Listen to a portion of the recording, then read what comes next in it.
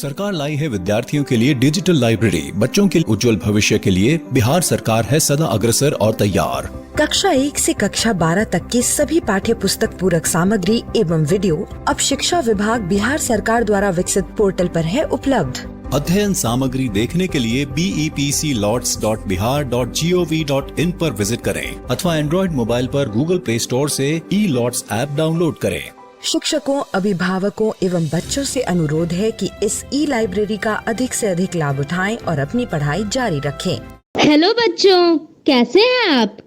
जैसा कि आपको पता है, अभी हमारे स्कूल बंद हैं और हम लोग अपनी पढ़ाई मेरा दूरदर्शन मेरा विद्यालय के माध्यम से कर रहे हैं। इस कार्यक्रम में हम लोगों के लिए रोजाना शाम 4 बजे से 5 बजे क्लास 3 से 5 की पढ़ाई होती है, जहां हम मजेदार ढंग से अपनी पढ़ाई करते हैं और नई नई बातें सीखते हैं।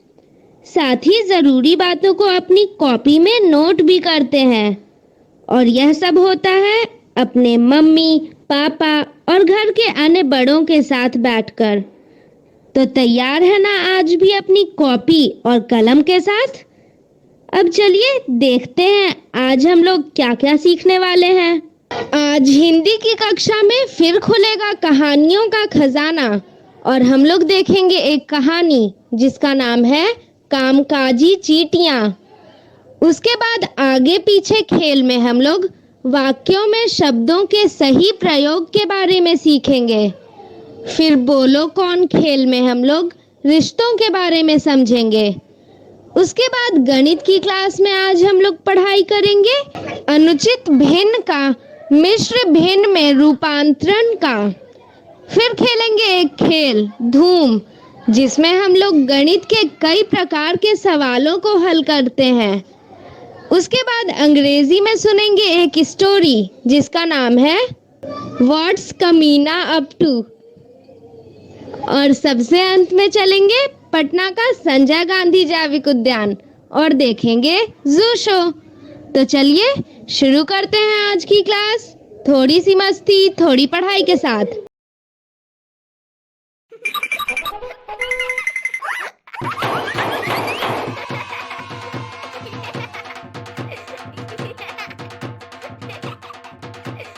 हेलो बच्चों, थोड़ी सी मस्ती और थोड़ी पढ़ाई के इस एपिसोड में आप सभी का स्वागत है। मैं आशा करती हूँ कि ये एपिसोड आप सभी लोग अपने माता पिता, अपने भाई बहन और अपने परिवार वालों के साथ देख रहे होंगे, क्योंकि हमारा प्रोग्राम तो घंटे भर में खत्म हो जाएगा, पर घर पर मस्ती और पढ़ाई सबको मिलकर करनी चाहिए। क्यों, सही कह रही हूँ ना मैं? तो फिर चलिए शुरू करते हैं आज का प्रोग्राम।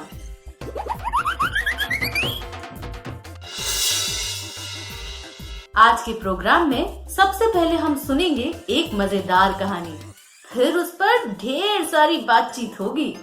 उसके बाद हम खेलेंगे कुछ अक्षरों के खेल। तो आप सभी तैयार हैं ना? बिट्टू के काका देखिए, रसोई घर की तरफ चींटियों की एक कतार जा रही है। कहाँ है काकी? मुझे भी देखनी है। ये देखो बिट्टू, यह रही। इतनी सारी चींटियाँ, वो भी एक सीधी कतार में। चींटियां हमेशा एक ही कतार में चलती हैं। अच्छा काका, क्या ये कभी अपनी कतार नहीं तोड़ती? नहीं बिटिया, इनकी एक और खासियत है। अब खासियत बाद में बताइए, पहले आप यह बताइए कि इन चींटियों को यहाँ से कैसे भगाएं? उन्हें भगाने के लिए कुछ करने की जरूरत नहीं है, या कुछ समय बाद अपने आप ही चली जाएंगी। फिर ठीक है, मुझे लगा इन्हें भगाने के लिए कुछ करना होगा। काका, आप चींटियों की कौन सी खासियत बताने वाले थे? खासियत जानने के लिए सुनते हैं यह कहानी। अरे वाह, मजा आएगा।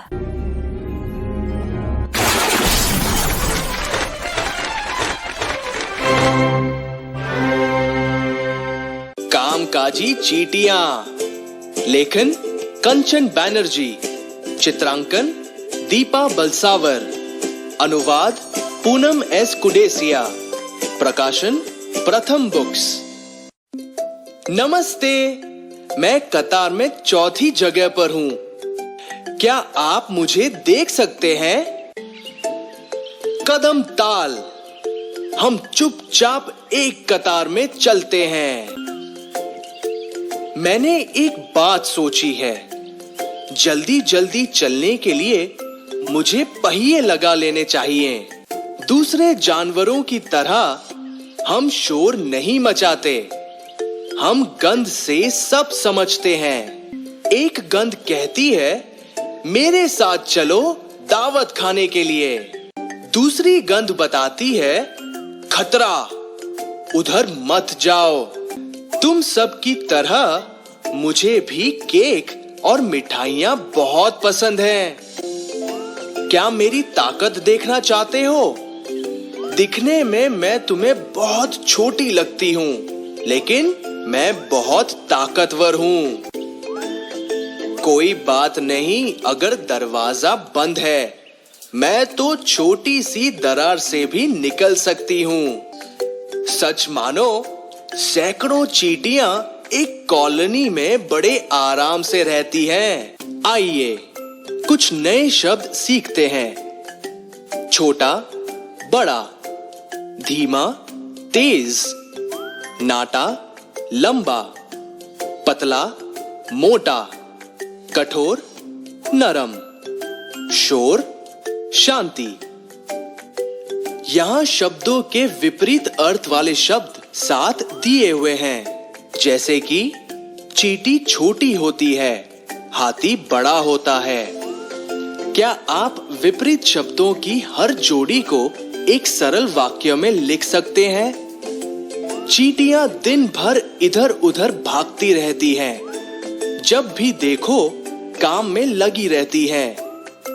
लगन से काम करना तो कोई इन छोटी छोटी चींटियों से सीखे। तो बताओ कैसी लगी कहानी? यह भी कोई पूछने की बात है। आप जो भी कहानी सुनाते हैं वो मजेदार ही होती है। बिल्कुल सही काकी। अच्छा जी, इतनी तारीफ किस लिए? तारीफ नहीं बिट्टू के काका, सही बोल रही हूँ। सच्ची? काका, काकी कभी झूठ नहीं बोलती। यह बात तो है। अब बातचीत करते हैं कहानी के बारे में। बिल्कुल काका, मैं तो कहानी बहुत ध्यान से सुन रही थी। और मैंने भी। तो सबसे पहले बिट्टू, तुम बताओ कि चींटी ने जल्दी जल्दी चलने के लिए क्या उपाय सोचा? ये तो बहुत आसान है काका। चींटी ने जल्दी जल्दी चलने के लिए पहिए लगाने की सोची। बहुत खूब बिट्टू की काकी, अब बारी है तुम्हारी। हाँ हाँ पूछिए, मैं कहाँ पीछे हट रही हूँ? चींटियों को कैसे पता चलता है कि कहीं दावत है तो कहीं खतरा? गंध से बिट्टू के काका। बहुत खूब काकी। टीवी देख रहे मेरे दोस्तों, मुझे उम्मीद है कि आपने भी इस कहानी को ध्यान से सुना होगा। तो बस इस कहानी पर 5 प्रश्न बनाइए और उनके उत्तर अपने घर के किसी सदस्य को सुनाइए। बिट्टू, कहानी के बाद क्यों ना एक खेल हो जाए? हाँ हाँ बिल्कुल काकी, मैं तो खेल खेलने के लिए हमेशा तैयार रहती हूँ। बिट्टू के काका, आप ही कोई खेल अपने पिटारे से निकालिए। बस इतनी सी बात। यह निकाला मैंने अपने पिटारे से खेल, आगे पीछे। बच्चों, शुरू करते हैं खेल जिसका नाम है आगे पीछे। तो चलिए देखते हैं इस खेल में क्या है। इस खेल में आगे पीछे करके उचित शब्द बनाना है। तो निशी का कोई उचित शब्द नहीं है, तो चलिए इससे आगे पीछे करके बनाते हैं उचित शब्द। या ये बना निकासी। लकीर, कोई शब्द नहीं बनता तो हम के लर नहीं। केरल, अरे वाह।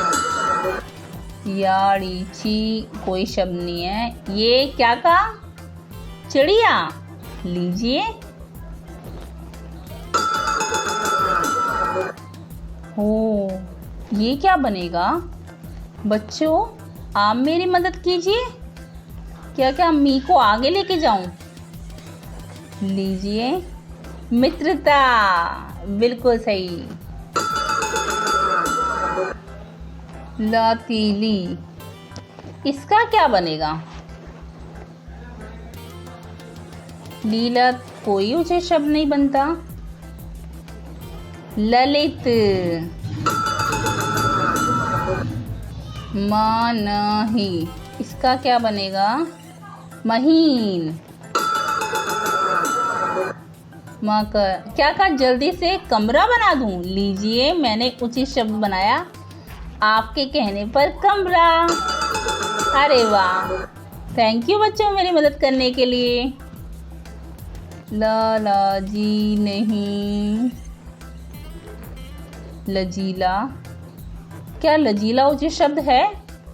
चलिए जानने के लिए देखते हैं। अरे वाह, लजीला। कैथली, ये क्या बनेगा? इसे आगे पीछे करके, अरे वाह। अब इसे आगे पीछे करके क्या क्या? नतीजा। लीजिए आपने कहा और मैंने बना दिया और ये निकला हमारा शब्द बिल्कुल सही। खिलौना, ये थोड़ा मुश्किल लगता है पर कोशिश करते हैं। जाकम, कोई शब्द होता है या नहीं? देखें एक बार। नहीं, ये कोई उचित शब्द नहीं है। ये क्या कहना है बच्चों आपका? कमजा, एक बार देखें।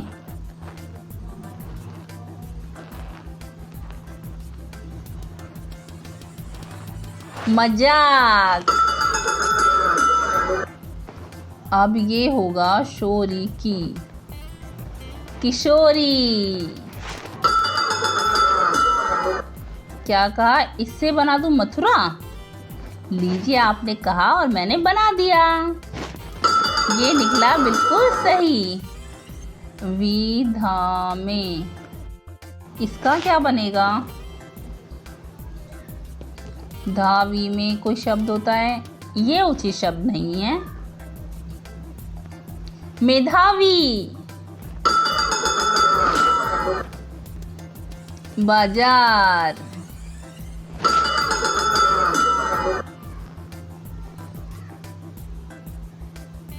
देखते हैं ये उचित शब्द है या नहीं। अरे वाह, शहर।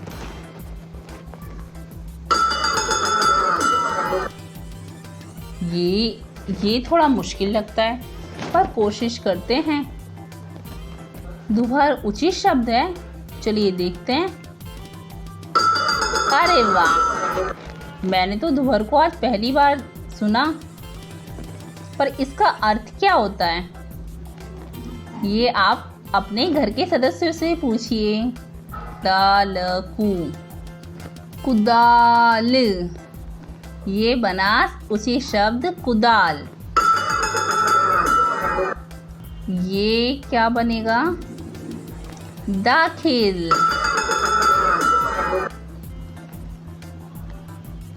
क्या का? करार।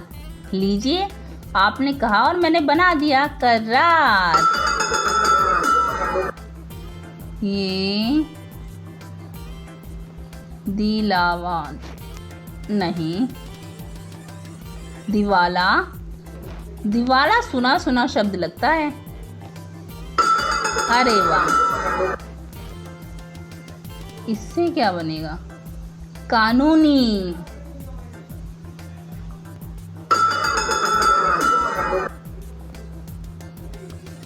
दीमिया उचित शब्द नहीं लगता। म्यादी। कंचन, ये बनेगा केकड़ा। थैंक यू बच्चों मेरी मदद करने के लिए। आपने बहुत अच्छे से खेला और मुझे खिलवाया भी, तो आपका बहुत बहुत धन्यवाद। अरे वाह, ये खेल तो बहुत ही मजेदार था और बिट्टू ने खेला भी अच्छे से। हाँ काकी, इस खेल को खेलने में बहुत मजा आया। बिट्टू, देखा मैंने कि तुमने अधिकतर शब्द सही बनाए।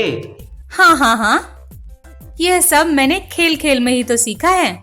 यह बात, तो चलो कुछ नया सीखने के लिए खेलते हैं एक और खेल। दोस्तों, शुरू करते हैं खेल जिसका नाम है बोलो कौन रिश्ते। इस खेल में करना क्या होगा ये जानने के लिए देखते हैं ये है खेल। लगता है सही रिश्ते बताकर मेंढक को पानी में कूदने से बचाना है। तो चलिए शुरू करते हैं। माँ की माँ नानी। अरे वाह। मौसी का बेटा क्या कहलाएगा? मौसा हुए मौसी के पति। नाती मौसी का बेटा नहीं हुआ। देवर पति का छोटा भाई, तो बचा मौसेरा भाई। अरे वाह। मौसी का बेटा मौसेरा भाई। पति का बड़ा भाई जेठ। पति का छोटा भाई फूफा। बुआ का पति देवर। पति का छोटा भाई देवर। पोते की पत्नी को क्या कहते हैं? पुत्रवधू या बहू? भाई नहीं। पंथनी। आपको क्या लगता है मुझे किस पर क्लिक करना चाहिए? पहले वाले पर? लीजिए। ओ, मेंढक पानी में गिर गया। चलिए दोबारा प्रयास करते हैं। ये। अरे वाह, हमने तो रिश्ता सही बताया। पिता का बड़ा भाई ताऊ या ताया? बुआ की बेटी फुफेरी बहन।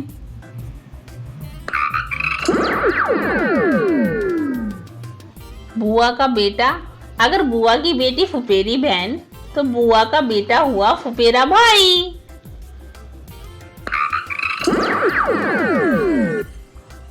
बड़े भाई की पत्नी भाभी।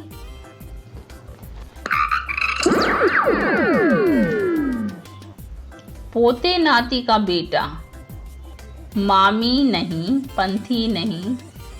पोती तो बेटी होता तो आता, पर पोते नाती का बेटा पंथी। अरे वाह। पत्नी की माँ सास।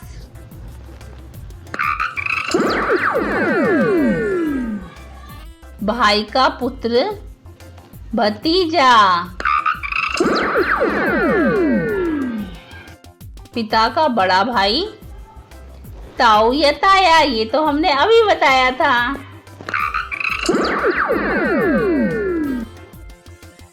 बुआ का पति, बुआ का पति फूफा।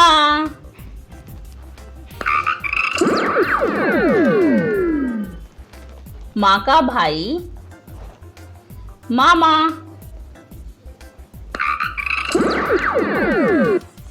पति की बहन ननद।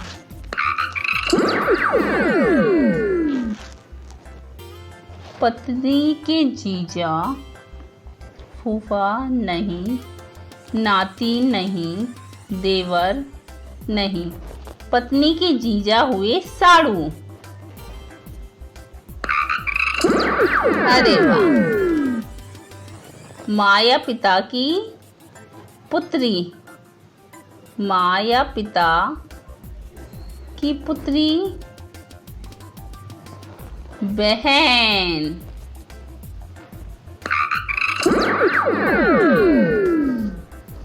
पति के छोटे भाई की पत्नी देवरानी।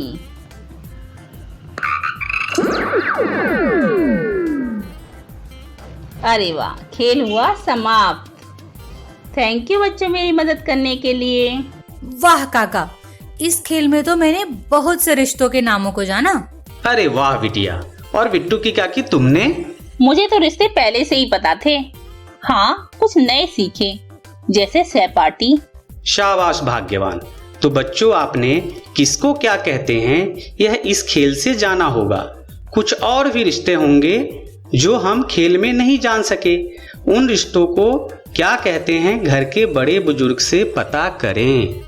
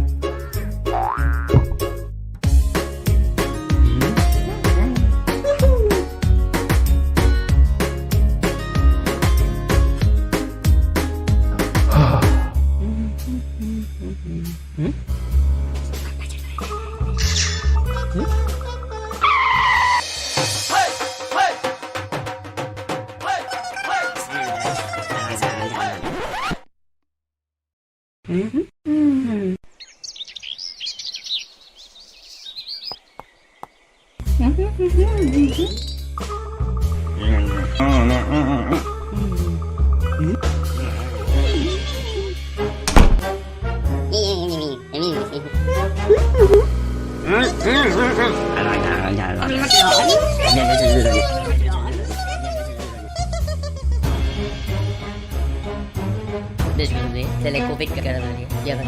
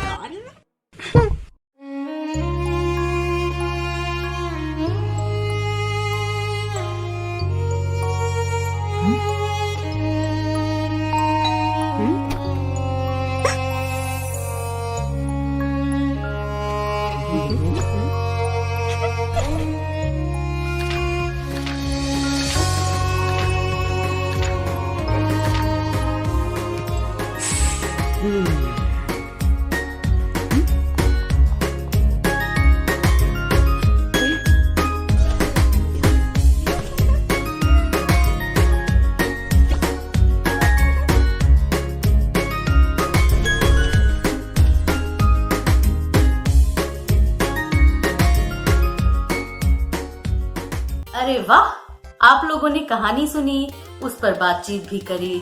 मजा आया ना? मुझे तो कहानियों पर बातचीत करने में बहुत मजा आता है। और आप लोगों ने अक्षरों के खेल भी खेले। मतलब आज तो बहुत सारी मस्ती हुई और पढ़ाई भी। पर चलिए थोड़ा आगे बढ़ते हैं और सीखते हैं गणित। गणित में भी बहुत मजा आता है, तो चलिए सीखते हैं गणित खेल खेल में, हंसी मजाक में, थोड़ी सी मस्ती, थोड़ी पढ़ाई के साथ। दोस्तों, आज हम सीखने वाले हैं अनुचित भिन्न का मिश्र भिन्न में कैसे रूपांतरण करते हैं। यहाँ देखिए, सवाल हमारे पास है कि राजू ने चॉकलेट का 6/4 हिस्सा खाया है और रानी ने चॉकलेट का 1 सही 2/4 हिस्सा खाया है। तो ये हमारे राजू हैं। इन्होंने चॉकलेट का खाया है 6/4 हिस्सा। ओके। और ये है रानी। रानी ने कितनी चॉकलेट खाई है? चॉकलेट का 1 सही 2/4 हिस्सा खाया है। तो क्या दोनों ने बराबर चॉकलेट खाया? सोचो। देखो भाई, ये राजू की है 6/4। किस तरह 6/4? ये पूरा चॉकलेट हुआ 1, जिसमें कुल कितने भाग हैं? 4 भाग हैं। 1, 2, 3 और ये कुल 4। ठीक है। तो इसने ये 4 भाग तो खाए ही हैं, साथ ही ये दूसरी चॉकलेट के ये 2 भाग भी खाए। तो इस तरह एक पूरी चॉकलेट यानी कि 4 में से 4 भाग पूरे 4/4 और दूसरी चॉकलेट से 4 भाग से 2 भाग। इस तरह कुल कितने भाग खाए? देखो गिनो, 1 2 3 4 5 6 राजू के। अब रानी ने देखो, रानी ने खाए 1 सही 2/4 भाग। किस तरह से? ये पूरा 1 सही का मतलब हुआ पूरी 1 चॉकलेट तो पूरी की पूरी खा ली। और दूसरी चॉकलेट से देखो 4 में से 2 भाग खाए हैं, तो ये कुल 4 भाग हुए, जिसमें से ये 2 भाग खा लिए, मतलब 2/4 हिस्सा खाया हमारी रानी के हुए। अब आप दोनों को ध्यान से देखो और उनकी तुलना करो। तो दोनों ने बराबर बराबर चॉकलेट खाया है, 1 चॉकलेट और दूसरी चॉकलेट से 2 भाग। इसी तरह राजू ने, इसी तरह रानी ने।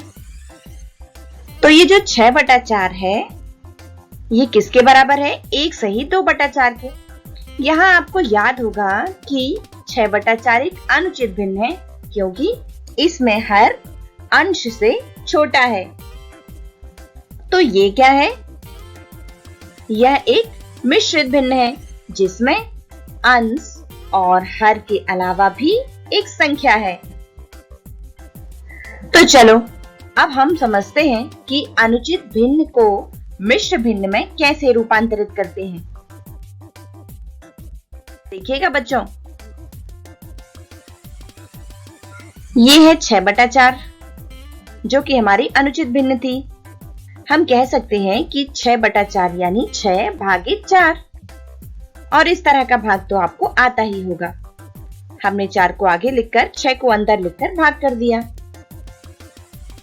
अब यहाँ पर आप देख रहे हैं कि 4 का पहाड़ा एक बार पढ़ने पर 4 आया है, तो 6 से 4 को घटाने पर 2।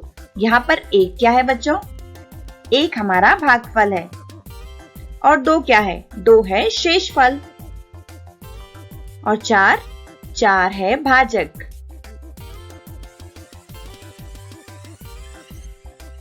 अब देखिए, ये तो है भागफल जिसे हम पूरा का पूरा लिखेंगे। यह एक पूर्ण संख्या है। 2 आया है शेष, और ये 2 किससे शेष बचा है? इस 4 से। ये देखो 4 हमारा भाजक था, जिसे हमने हर पे लिखा। क्या समझे? देखिए, संख्या अगर है 3 सही 2/5, तो यहाँ पर 5 हमारा हर है, 3 एक पूर्ण संख्या है, और अगर हम हर को पूर्ण संख्या से गुणा करें इस तरह 3 × 5, और उसमें जो हमारा शेषफल था उसे जोड़ें, यानी कि अंश को हमने जोड़ दिया, और इन सभी के बटा में या भाग में 5 लिख दें, जो कि हमारा हर था, तो हमें भिन्न प्राप्त हो जाती है। देखिए कैसे? 3 × 5 जोड़ 2/5, 3 5 15 हो गए, और जोड़ 2/5 है। 15 और 2 होते हैं 17, और भागित में 5। आ गई ना अनुचित भिन्न? देखा हमने मिश्र भिन्न को किस तरह अनुचित भिन्न में बदल लिया, और अनुचित को मिश्र में। तो इस तरह अनुचित को मिश्र में और मिश्र को अनुचित में बदलना सीख लिया गया है। आप भी घर पर इसकी प्रैक्टिस बहुत कीजिएगा बच्चों, यह बहुत काम आने वाला है।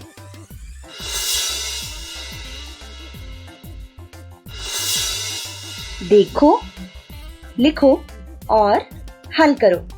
तो बच्चों, आपको अपनी कॉपी और पेन लेकर बैठना है और सवालों को देखकर लिखना है और फिर उन्हें हल करना है। तो सवाल नंबर 1 क्या है? नीचे दी गई अनुचित भिन्नों को मिश्रित भिन्नों में बदलना है। भिन्न कौन कौन सी दी है? 5/4, 9/5, 11/6, 19/8 और 15/4। तो इन भिन्नों को आपको मिश्रित भिन्न में बदलना है बच्चों। आप इन्हें ध्यान से देखिए और फिर इन्हें हल कीजिए। नीचे दी गई मिश्रित भिन्नों को अनुचित भिन्नों के रूप में लिखना है आपको। भिन्न कौन कौन सी हैं? 7 सही 1/4, 2 सही 3/8, 1 सही 3/4 और 3 सही 1/3। ओके बच्चों, अगला सवाल है, मीरा ने वृत्त का 5/4 भाग रंगीन पेन से रंगा और उसकी सहेली गीता ने वृत्त का 1 सही 1/4 भाग रंगीन पेन से रंगा है। तो बताओ किसने वृत्त का सबसे ज्यादा भाग रंगा है?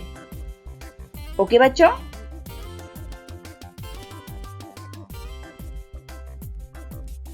और अब अगला सवाल, राजू की किताब में लिखा है, क्या लिखा है भाई राजू की किताब में? कि 3 सही 4/5 और 19 सही 5, 19/5 ये दोनों भिन्नें बराबर हैं। राजू समझ नहीं पा रहा कि दोनों भिन्नें बराबर कैसे हुई। भिन्नों को समझने में राजू की मदद कीजिए दोस्तों। इन सवालों के जवाब के साथ हम फिर मिलेंगे, तब तक के लिए गुड बाय।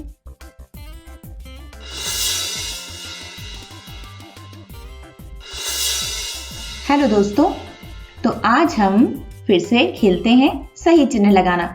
तो शुरुआत करते हैं पहले वाले सवाल से। यहाँ देखो 8 और 2, 8 और 2 में क्या करने पर 16 प्राप्त होते हैं? तो बच्चों 8 में 2 जोड़ने पर तो 10 मिलेंगे और 8 से 2 घटाने पर 6। इसका मतलब 8 का 2 में गुणा हुआ है, तो 8 का 2 में गुणा करेंगे। 8 एकम 8, 8 दूनी 16। इसका मतलब यहाँ गुणा का चिन्ह आएगा। बिल्कुल सही। अब आगे बढ़ते हैं। 5 का 7 में गुणा करो तो 35, इसलिए यहाँ भी गुणा का चिन्ह होगा। और अब तो आप समझ ही गए होंगे। यहाँ देखो 11 का 2 बार पहाड़ा तो पढ़ो।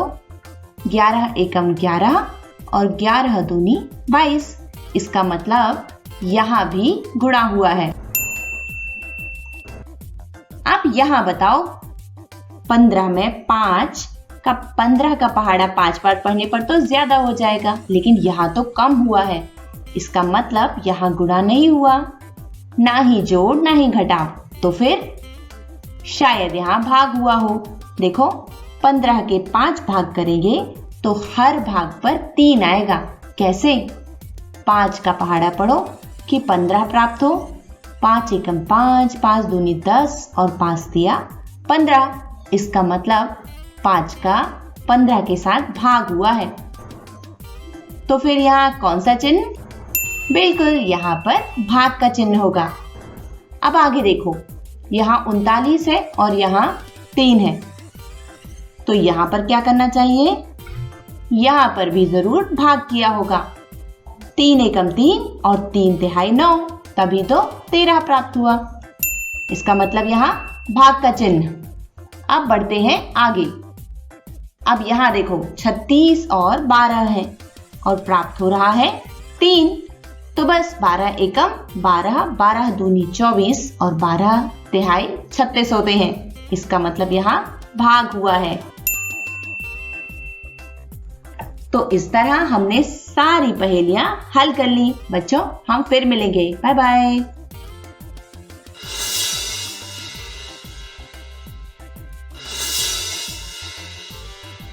हेलो दोस्तों, कैसे हैं आप सब? आज हम आपके लिए लेकर आए हैं एक मजेदार खेल जिसका नाम है धूम। आपको याद है कि इस खेल में क्या होता है? जी, आपने बिल्कुल सही पहचाना। जैसा कि आपने पहले वीडियो में देखा कि यहाँ पर एक चोर बैंक लूटकर भाग रहा है। उस चोर को पकड़वाने में हमें पुलिस की मदद करनी है। कैसे? सवालों के सही जवाब देकर। जैसे जैसे हम सवालों के सही जवाब देते जाएंगे, पुलिस को चोर पकड़ने में आसानी होगी। तो क्या आप ये खेल खेलने के लिए तैयार हैं? चलिए खेलते हैं हम अपना खेल, जिसका नाम है धूम, और पकड़वाते हैं चोर को। देखिए, चोर बाइक पर भाग रहा है और पुलिस उसका पीछा पैदल ही कर रही है। हमारा पहला सवाल आ गया। पहला सवाल है कि 40 गुना 50 बराबर है 2010। तो चलिए इन्हें गुना करते हैं। 4 गुना 5 हो गए 20, और पीछे है 1 और 2 जीरो, यानी कि 20 के बाद आएंगी 2 जीरो। तो ये तो होना चाहिए 2000, जबकि हमें दिया है 2010। तो इसका मतलब ये गलत है। अगला सवाल है कि 17 6 के पहाड़े में आता है। तो चलिए 6 का पहाड़ा पढ़कर देख लेते हैं कि इसमें 17 आता है या नहीं। 6 कम 6, 6 दूनी 12, 6 तिये 18। अरे 17 तो इसमें आया ही नहीं, इसका मतलब ये गलत है। अगला सवाल है कि 5 12 का अभाज्य गुणनखंड है। तो आपको क्या लगता है कि 12 का कोई गुणनखंड 5 है या नहीं? नहीं, 5 12 का अभाज्य गुणनखंड नहीं है, क्योंकि 12 के गुणनखंड हैं 1 2 3 4 6। तो ये भी गलत है। अगला सवाल है 2 4 से बड़ी संख्या है। तो बताइए कि 2 4 से बड़ी है या छोटी? जी, 2 4 से छोटी संख्या है। तो इसका मतलब ये भी गलत हुआ। अरे वाह, पुलिस को तो अब साइकिल भी मिल गई है।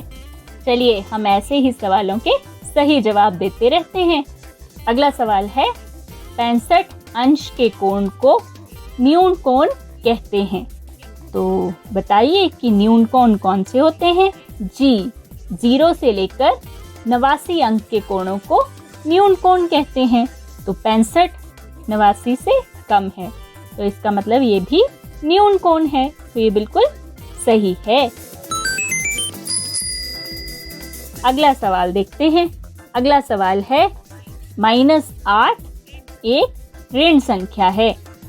तो आपको याद है कि ऋणात्मक और धनात्मक संख्याएं कौन सी होती हैं? जिन संख्याओं के आगे माइनस लगा होता है वे ऋणात्मक संख्याएं होती हैं। इसका मतलब ये हुआ -8 एक ऋण संख्या है। तो ये सही है। अगला सवाल है 2/10 बराबर है 7/16। तो इन दोनों के हर अलग अलग हैं और अंश भी अलग अलग हैं। अगर इन्हें बराबर करना हो तो कैसे किया जाएगा? हम इन्हें बराबर नहीं कर सकते हैं, तो इसका मतलब ये गलत है। अगला सवाल है कि 8/5 अनुचित भिन्न का उदाहरण है। तो आपको याद है कि उचित और अनुचित भिन्न क्या होती है?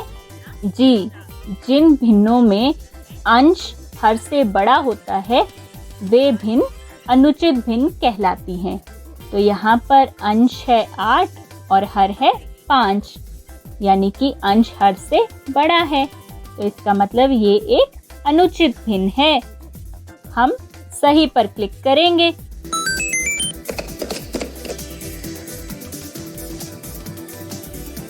अगला सवाल है 8/14 माइनस 3/14। उत्तर है 7/14। तो आप माइनस करके यानी कि घटाव करके देखिए कि ये सही है या नहीं। ये गलत है। यहाँ पर उत्तर होगा 5/14। अरे वाह, हम सवालों के सही जवाब देते जा रहे हैं और पुलिस को अब मोटरसाइकिल मिल गई है। अब वो आसानी से चोर का पीछा कर सकती है।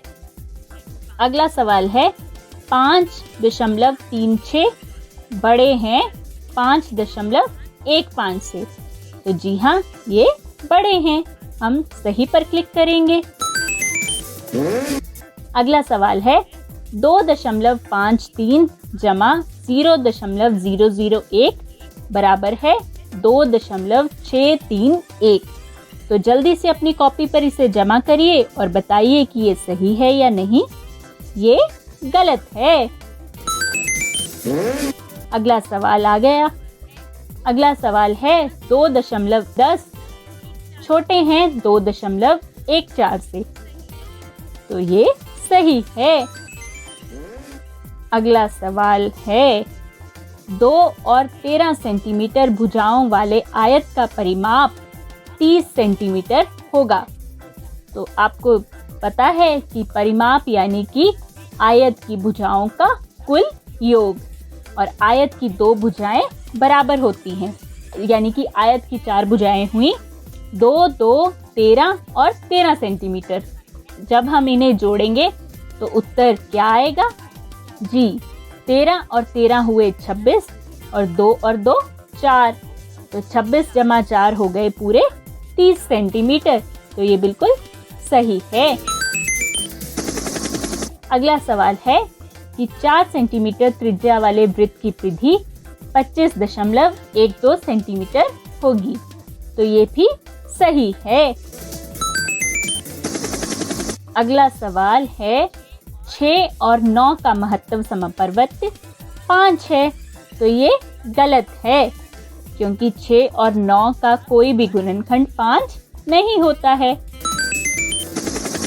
अगले सवाल में हमसे पूछा गया है कि 3 और 9 का लघुत्तम समप्रवृत्त 9 है। तो ये सही है। जब हम 3 और 9 के गुणनखंड करेंगे और उनका लघुत्तम समप्रवृत्त निकालेंगे तो ये 9 आएगा। आप अपनी कॉपी पर भी इसे कर देख सकते हैं।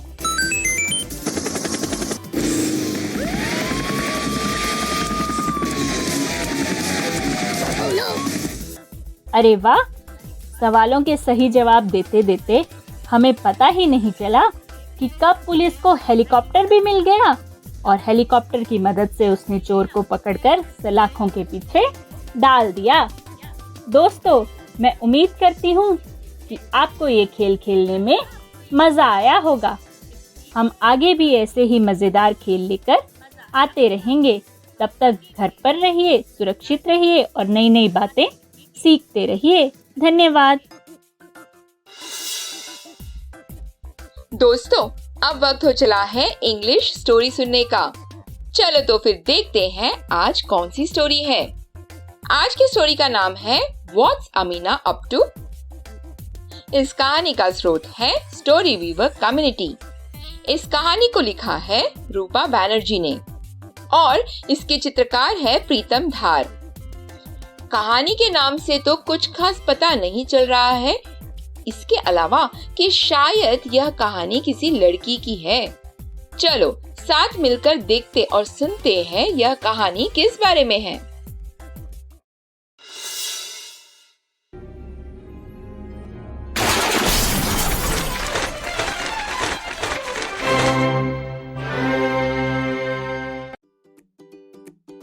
What's Amina up to? Baba is making coconut chutney. Huh? Where did the coconut shell go? Appa wants to paint the sky. Oh, where did the blue paint go? Ammi is going to solve the crossword puzzle. Where did the newspaper go? Daddy's needle moved like magic through the cloths. Oh, where did the buttons go? The house is too quiet, says Baba. Amina must be up to something. Where is Amina? Have you seen Amina? Asks Ammi. Amina must be up to something, says Daddy. I am making an alien. Amina smiles. Oh, so that is what Amina was up to, says Appa.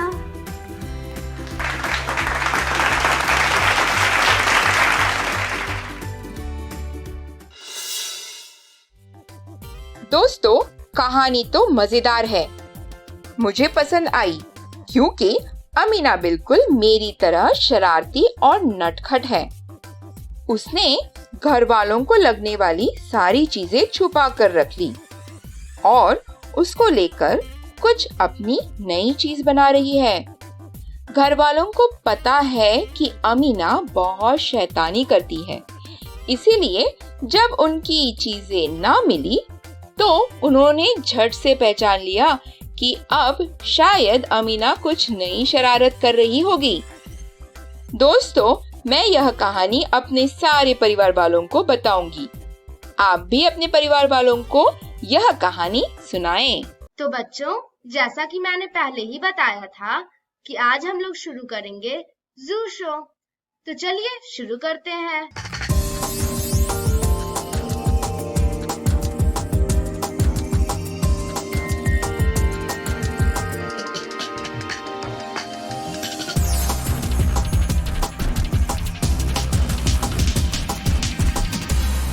नमस्कार, स्वागत है आपका पटना जू के outreach programme के अंतर्गत episode 2 में।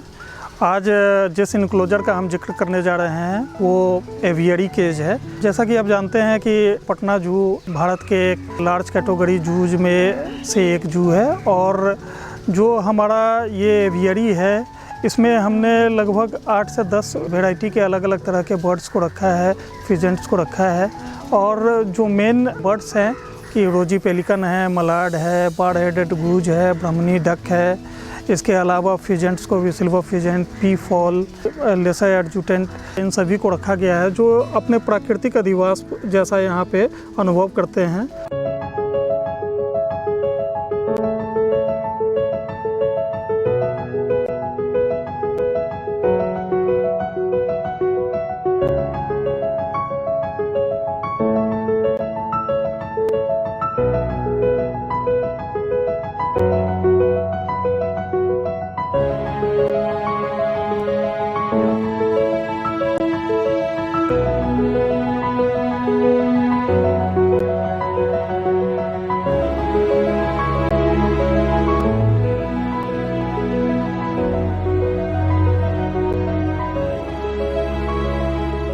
काफ़ी अच्छे तरीके से रह रहे हैं यहाँ पे। इनके रहने के लिए एक झील का भी निर्माण है बीच में, जहाँ पे ये तैरते रहते हैं, पानी में डुबकी लगाते रहते हैं, गोते मारते रहते हैं। और पक्षियों को गर्मी से बचाने के लिए यहाँ पे एक फव्वारे का भी इंतज़ाम किया गया जो हमेशा फव्वारा चलता रहता है, जिससे कि पक्षी काफ़ी आनंद उठाते रहते हैं। इसके अंदर काफ़ी सारे ट्रीज हैं जो उनको नेचुरल हैबिटाट की ही तरह मदद करते हैं। इनकी जो संरचना जो इस एवियरी केज की है वो उनके जो नेचुरल हैबिटाट है उससे मिलता जुलता इसको बनाने का प्रयास किया गया है। इसके अंदर काफ़ी सारे ट्रीज हैं जो उनको नेचुरल हैबिटाट की ही तरह मदद करते हैं।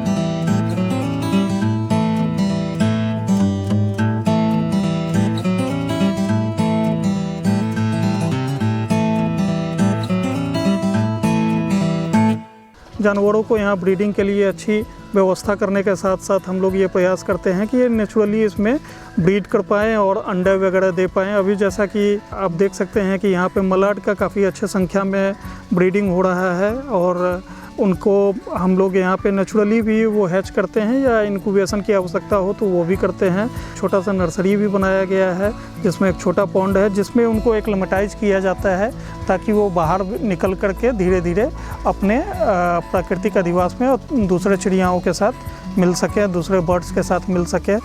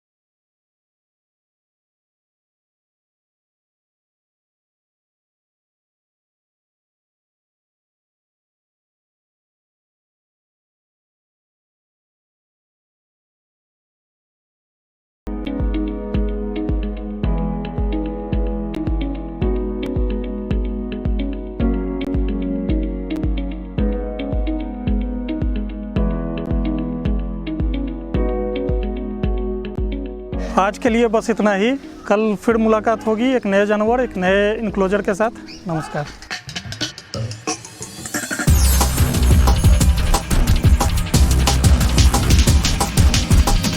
तो आशा करती हूँ बच्चों आज के एपिसोड में आपने जरूर कुछ नया सीखा होगा। मिलते हैं अगले एपिसोड में। बाय बाय बच्चों।